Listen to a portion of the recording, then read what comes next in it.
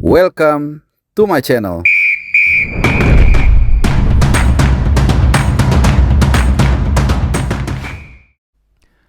Halo teman-teman semua, dimanapun kalian berada, salam sehat. Semoga kalian dalam keadaan tidak kekurangan apapun. Dan kita langsung aja di edisi kali ini, gue akan bahas raport abroad. Ya, tentunya kita akan bahas bagaimana performa para pemain tim nasional kita di Eropa dan juga di Thailand. Ada satu, Sandy Walsh. Banyak rapot merah tapi juga ada yang bagus juga. Namun sebelum ke inti pembahasan, karena ini bertepatan dengan hari Paskah, maka gue ingin mengucapkan selamat Hari Raya Paskah, Happy Easter buat teman-teman yang merayakan. Semoga semuanya berjalan dengan lancar hari ini yang beribadah.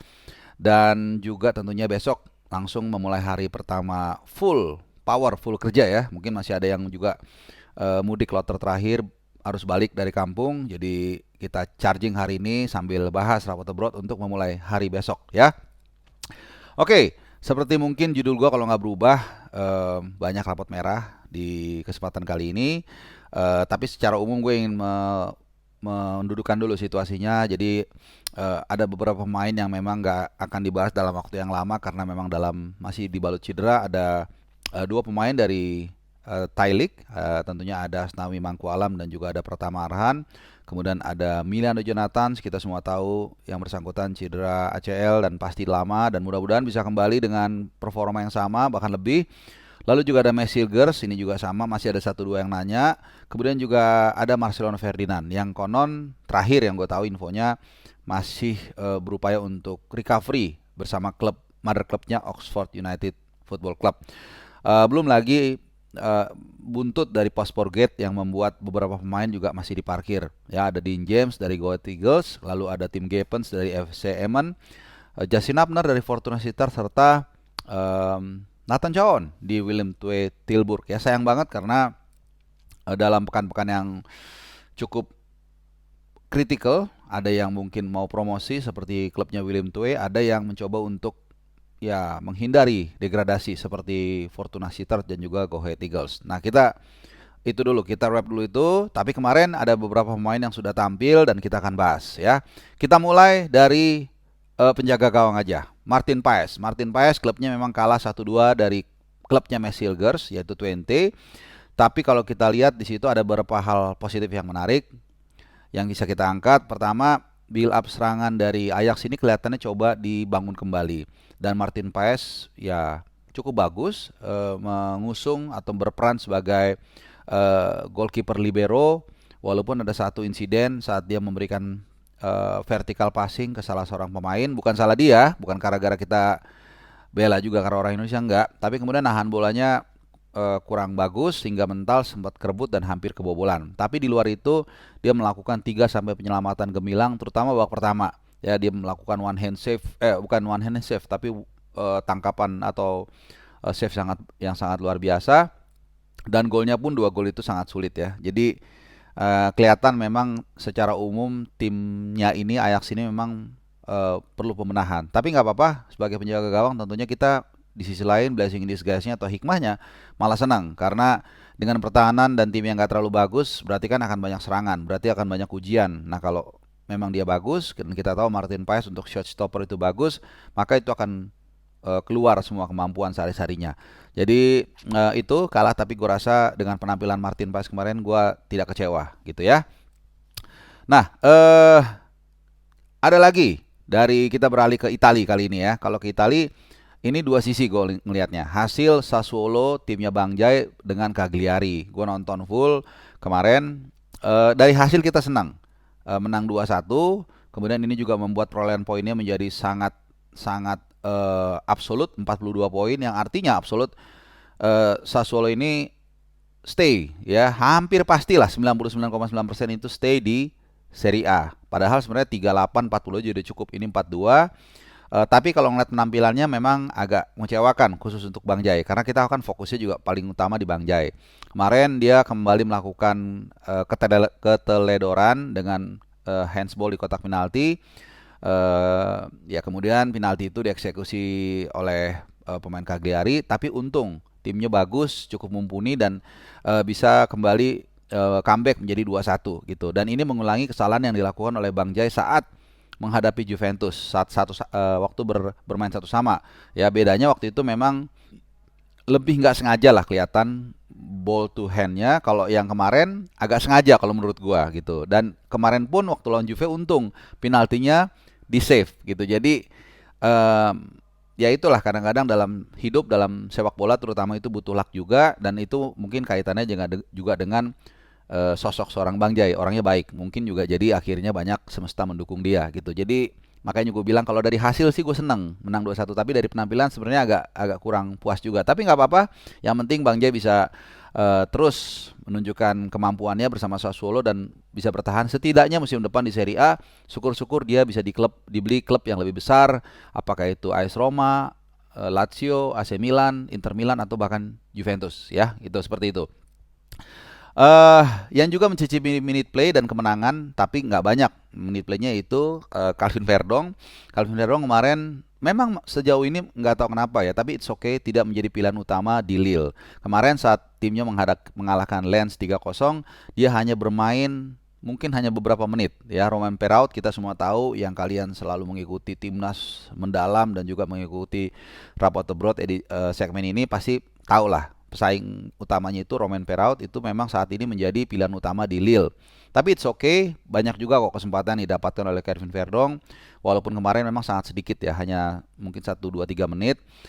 Tapi bagaimanapun juga dia memberikan andil bagi kemenangan Lille 3-0, dan mudah-mudahan Lille bisa masuk Liga Champions dan kita bisa melihat Verdong melanglang buana di kompetisi antar klub tertinggi di dunia ya. Itu. Nah, kita masih di Eropa daratan dulu. Kali ini kita bergeser ke Jerman, ke Bundesliga. Kali ini agak kurang kurang happy lah karena timnya siapa namanya, Kevin Dix, Mönchengladbach itu gagal meraih kemenangan di kandang menghadapi tim juru kunci yaitu Heidenheim. Ini tim yang promosi beberapa tahun lalu, main 2-2 dan dia pun mainnya biasa-biasa aja. Kemudian yang agak sedikit kalau buat kita orang Indonesia agak sedikit khawatir atau kecewa mungkin ya, karena ban kaptennya itu lepas dari genggamannya. Nah setelah gua riset kecil-kecilan, agak sedikit aneh gitu karena dia itu statusnya vice captain, ya kan. Kapten utamanya itu Nico Elvedi ya, tapi kemudian ketika dia nggak main harusnya turun ke Kevin Dix, tapi malah turun ke Rocco Fritz, pemain berusia 23 tahun. Ya, gue jujur belum terlalu detail lagi, mungkin kalian yang Gen Z atau yang milenial mungkin bisa mencari tahu. Mungkin Rocco Fritz ini pemain muda yang berprospek, sehingga klub mencoba untuk memberikan kesempatan dia mengemban ban kapten sehingga bisa suatu saat nanti dipromosikan menjadi kapten utama. Gue nggak tahu, tapi it's okay walaupun sedikit agak kecewa karena ya kita bangga tentunya kalau ada pemain Indonesia yang bisa menjadi kapten tim di klub Bundesliga. Dan kemarin ya itu tadi hasilnya pun agak mengecewakan ya, 2-2, dan sejauh ini Gladbach belum benar-benar bisa dianggap stay di Bundesliga musim depan. Jadi belum tentu firm juga nih selamat dari degradasi, walaupun peluangnya untuk stay di Bundesliga musim depan cukup besar. Masih di daratan Eropa, ini kali ini berita yang agak sedikit abu-abu, di mana di Jupiter Pro League ya, atau pokoknya kasta kedua sepak bola Liga Belgia, siapa lagi kalau bukan João Pelupessy. Ini gelandang yang sangat luar biasa. Kemarin timnya memang berhasil menang ya, ini dalam juga perebutan posisi untuk promosi ke Liga Belgia utama yang nomor 1 ya. Timnya menang 3-2 dari Brussels. Tapi nah ini yang menjadi anomali, tidak ada nama João Pelupessy sama sekali di DSP. Padahal kita tahu saat di FIFA Series dia main bugar, kemudian juga tidak ada berita dia cedera atau suspensi, dan musim ini kalau kita lihat 27 kali dia main dan 16 kali starter. Jadi sebenarnya kalau dia pulih nggak ada alasan sama sekali nggak masukin dia ke line up atau ke DSP. Jadi menjadi tanda tanya dan misteri, where is João Pelupessy? Ya mudah-mudahan dia dalam kondisi baik-baik aja dan mudah-mudahan tidak tersangkut password gate, walaupun ada kemungkinan merembet ke Liga Belgia dan liga-liga lainnya yang juga banyak pemain naturalisasi. Nah, satu pemain yang sering kalian tanya walaupun nggak banyak yaitu Adrian Wibowo. Adrian Wibowo memang belum bisa menembus tim nasional senior LAFC Los Angeles Football Club. Ya, but it's okay. Saat ini dia bermain di LFC 2 atau reserve-nya dan baru 1 kali main. Jadi masih panjang perjalanan dia, dan LFC sendiri sekarang ada di papan atas nomor 1 di MLS dengan 5 kali menang dan 1 kali imbang. Jadi mudah-mudahan ada kesempatan nanti buat dia main. Ya siapa tahu ada yang memang suspensi atau cedera atau dirotasi, atau mungkin mereka udah juara, udah bisa memastikan masuk MLS series, sehingga pertandingannya akan menentukan dan dia bisa dikasih kesempatan. Mudah-mudahan seperti itu. Nah, sisanya para pemain itu baru main, ada yang hari ini, ada juga yang besok. Yang hari ini itu ada Emilio Duero, nanti malam akan menghadapi Bolonya, dan kemudian juga besok banyak main ya. Mungkin gua nggak ngerti, mungkin karena hari ini Pasca jadi ada beberapa yang meliburkan. Yang pasti ada Elkan Bagot, timnya akan bermain besok menghadapi Birmingham papan tengah. Kita akan tunggu apakah dia masuk line up. Kemudian juga ada Ragnar Oratmangun, karena ini masuk playoff degradasi ya. Dan kita akan tunggu nih apakah dia masuk line up juga atau enggak. Sehingga nanti kita akan bisa lihat kalau dia nggak masuk line up, padahal dia bugar, bukan tidak mungkin ini ada diwaspadai ya. Mungkin pasport gate ini akan udah mulai melanda nanti Belgia. Jadi nanti besok malam Louvier akan menghadapi Dender.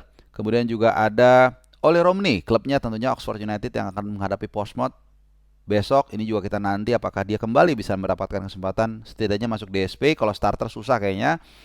Dan kemudian kalaupun masuk DSP cadangan bisa dimainkan dan bisa mencetak gol. Kita tunggu. Dan untuk Ramadan Sananta sendiri nggak tahu kenapa Liga Malaysia ini masih lama libur dan nanti baru main minggu depan tanggal 12 ya. Oke teman-teman semua, itu dia wrap ya. Mudah-mudahan bisa memenuhi sebagian besar asupan informasi terkait dengan penampilan pemain tim nasional kita di Eropa ataupun di Thailand atau dimanapun berada. Dan buat kalian tetap selalu sehat dan selalu tegur sapa orang-orang yang kalian sayangi selagi masih ada. Terima kasih teman-teman dan adios.